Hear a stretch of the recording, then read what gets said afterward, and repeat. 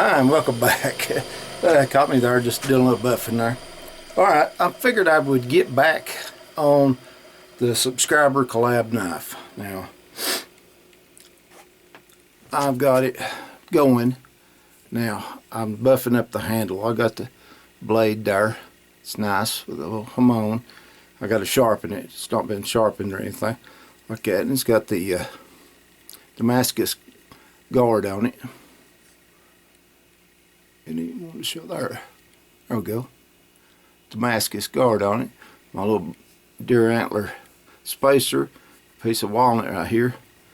And this stuff is blue and brown. It's oak burl. I got that from Josh Brown at First Degree Forge. He done some of that. Well, as burls go, burls do what burls do. And in the center of the burls, there, what piece I had was full of everything and nothing. There was it's good solid wood around, but it just had an area in it that was bad. So after I put the epoxied the knife in it, the hidden tang in there, which I cut grooves and notches in and everything, stuck it in there and got it good and tight and everything, and started grinding on it, and I seen all of the imperfections of it and everything, and I thought, I'm not gonna take it off and do anything else with it. What I'm gonna do is I'm gonna mix red and put it in that. Put it in all the little, just fill it in and then buff it up. Well, it's sanded to 220. Now I've got some white rouge over here on the loose wheel. I'll try to buff it up and make it shine. The bone I'm going to let tarnish whatever is tarnishes there, and I've got a little oil on the blade here, so hopefully the oil won't get in and affect my rag or not. But anyway, let me buff this up for just a few minutes, and then I'll come back and show you what it looks like. Okay, I hope you can see that.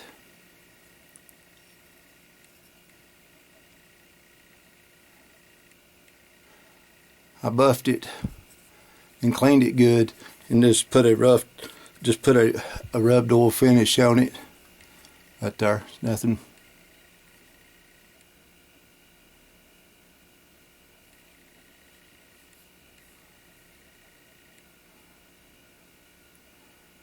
Hopefully you can see it.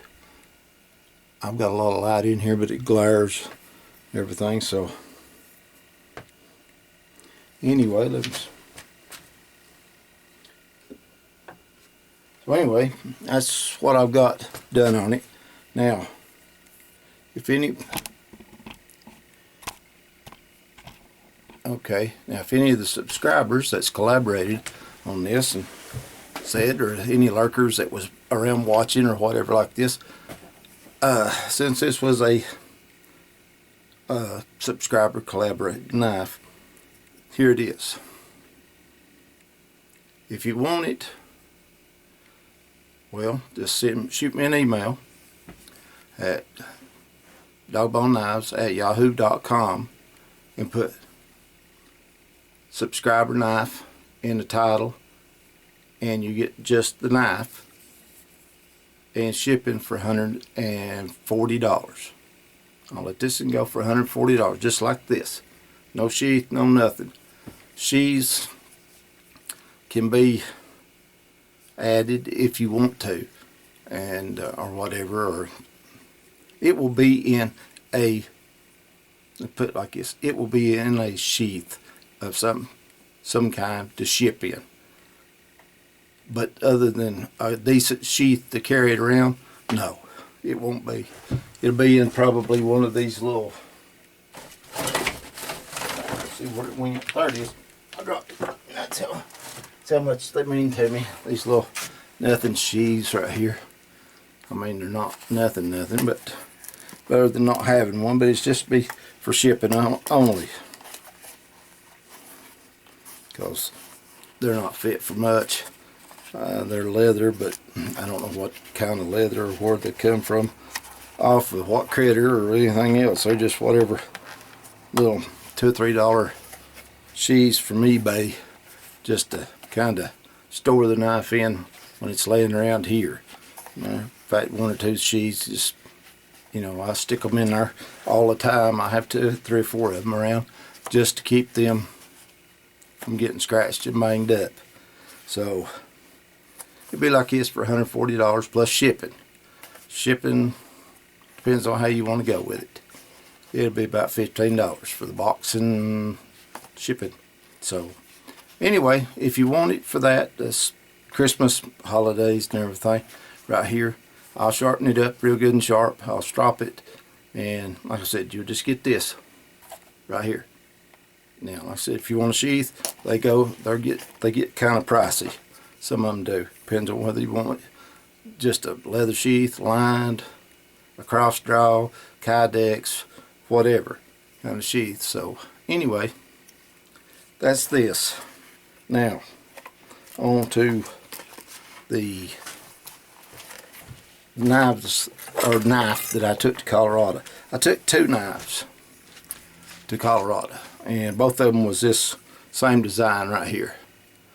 Matter of fact, you can see it on the video I posted there where I was doing it. So anyway, I give it to my buddy, and this is 3/32. This is not 5/32, so it's a little thin. It's got a little flex in it, so that's what I wanted. I wanted a little bit of flex in the knife. So I thought I'd tempered it back enough, but I hadn't. So I handed it to him and I said, go wild, go crazy on it. And we was talking about digging the ivories out of their mouth. And I just handed it to him and I said, here, just go crazy on it. I want to see what it'll take. And he did. He went crazy on it. So, and it broke off about that much of the tip, and that's all it done. Didn't dull it. It just broke about that much of the tip off. So what I done is what you always should do if you have one that does that, is you take the top, this top right here, and you take it down. And I just pulled it right down into it. That's it. Now there's a little spot right there that I dropped it and hit a piece of steel in here. So, and it kind of chipped just a little bitty place out of it. So that's nothing to fix either. But I done that here. Matter of fact, my piece of railroad track's laying down there is what I dropped it on. Boom. So anyway, so I'm going to clean this one up. And when I get this and all cleaned up and everything, I'll let somebody know, or I'll put it back up, what I'm going to do with this one. This one is this, like this. It's got the sheath and everything that comes with the fire starter. And I'll take $140 for this one too. And like I said, all I got to do is just kind of clean it up and fix that very little chip in there, which won't take but just a few minutes, and sharpen it back up. Of course, it's sharp enough now.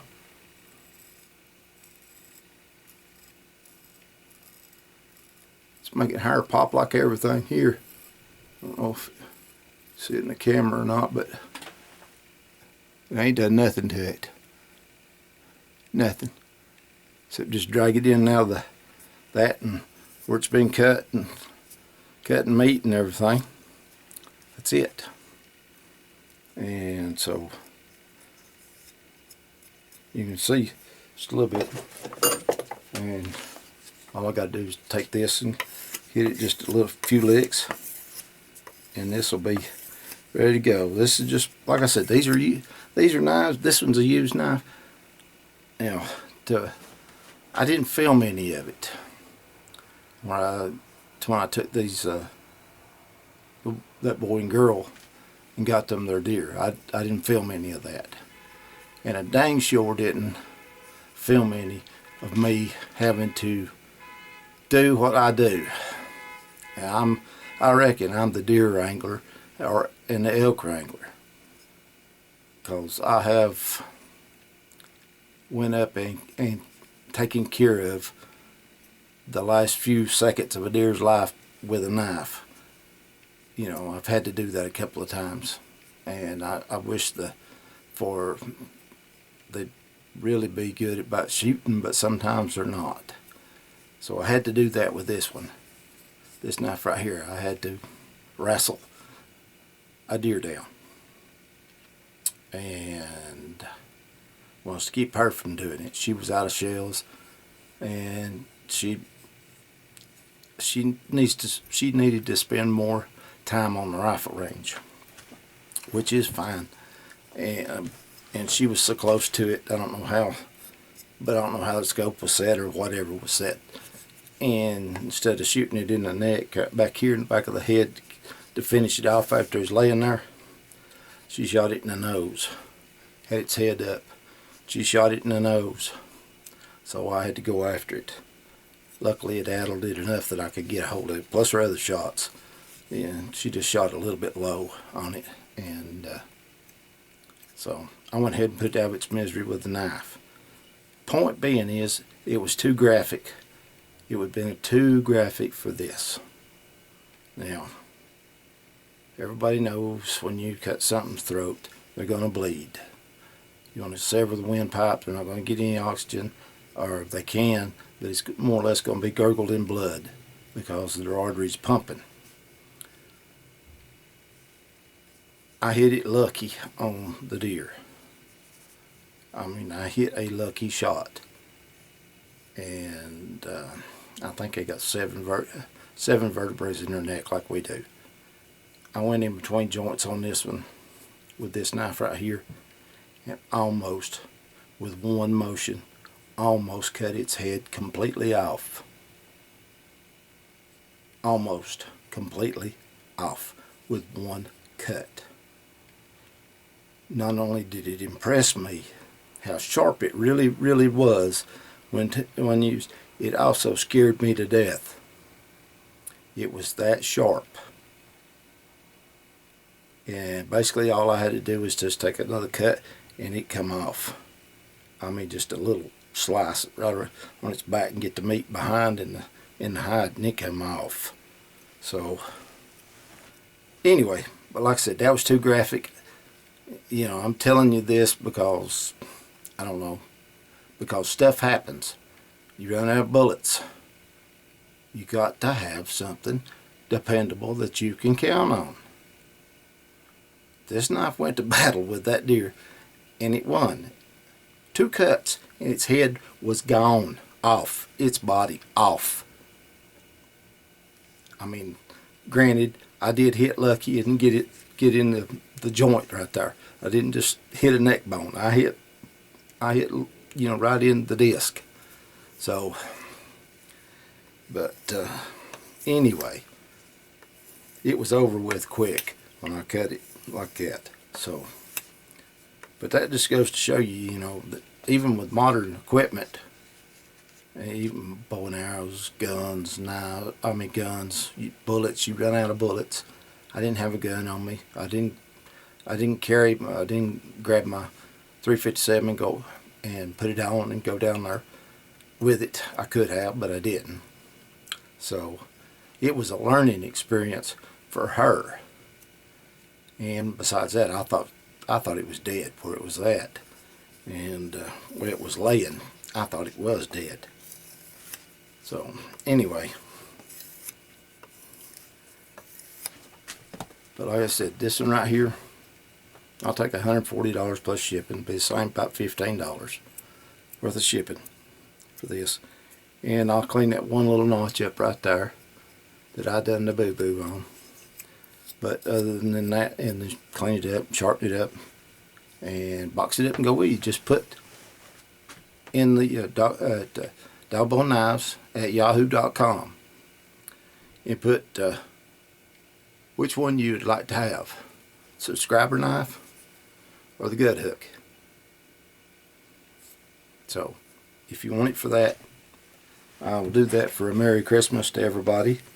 And you get a sheath, that's either green or brown, whichever one you want. It's either right-handed or left-handed. So it'd be brown out to be left-handed, green out to be right-handed. Or if you want tech locks, I have tech locks that you can mount it anywhere you want to them on your belt. Them's $20, and they come with the hardware to mount them onto the sheath. So anyway, so this is just a quick down and dirty. I've told a story and everything. So till next time, it's Bobby Shields saying, get out, do something, and may God bless.